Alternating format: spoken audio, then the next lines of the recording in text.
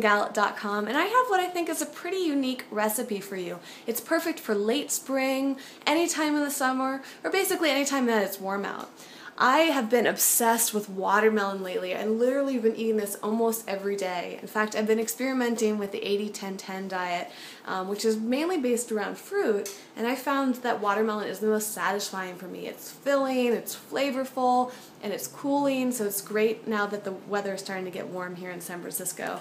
But I find that I'm constantly have these little guys all over the place in my compost, on my counters, and wherever, and they're taking up a lot of space.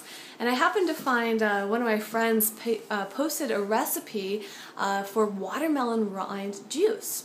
I gave it a try and loved it, and then decided to add a few little tweaks to it to make it a little bit more decadent. So this is a watermelon rind mojito, and as you'll see, it's super easy to make. It's also really nutritious. In fact, watermelon has tons of nutrients in it, believe it or not. It seems like a really simple fruit, but it's got lycopene in it, which is what you find in tomatoes. It's got vitamin C and a long list of vitamins and minerals and lots of great properties for your body. It's also very cooling, which is why people often have it in the summer times, cool down on hot days, but it's actually cooling for our entire body, so even like our emotions can be cooled down and more relaxed from having watermelon. So let me show you how to make it. You're going to love this. Alright, so we're going to start off by just chopping up or slicing up some watermelon here. And the sizes are going to depend on your juicer. With mine, it needs to be pretty thin like this. And then we just start juicing.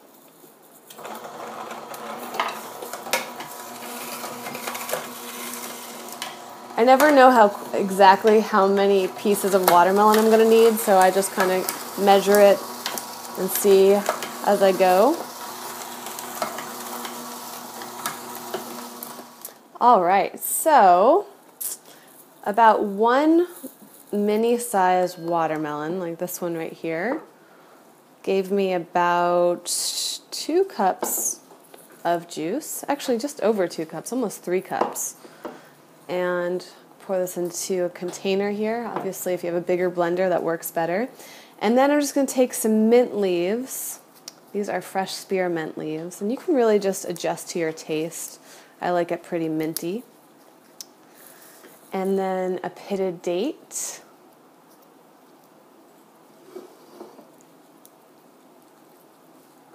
You could put in more than one date if you wanted, or you can skip the date altogether. You could even put in some fresh watermelon or maybe a few drops of stevia, whatever you're going for with flavor.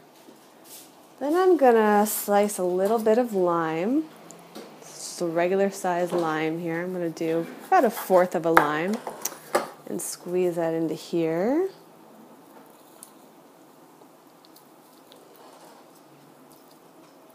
Again, you want to adjust it to whatever your palate desires. All right, I'm just going to blend this all up together. I really need to get a better juicer, a blender one of these days. This one's on its last leg, but it's just a job done.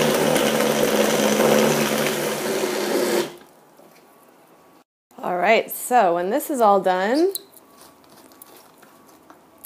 should be blended really well and kind of foamy. You can pour it into a glass. If you don't know me yet, I like to pour mine into wine glasses. Ta-da!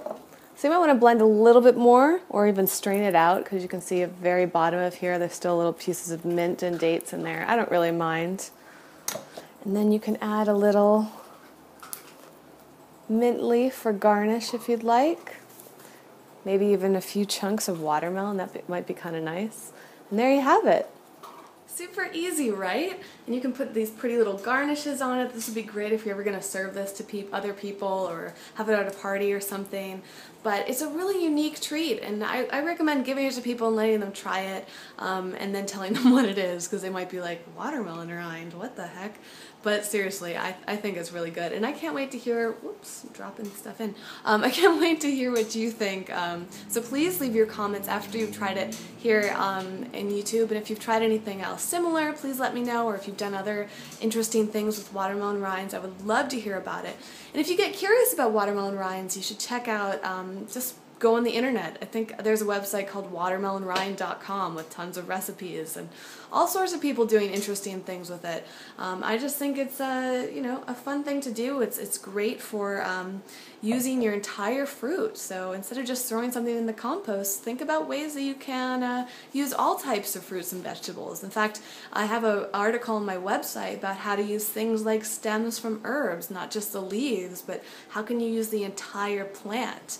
And just starting to think that way is a lot more eco-friendly, but we also may find that there are lots of nutrients within a food that we're not even experiencing because it's not used in traditional cooking and raw food dishes.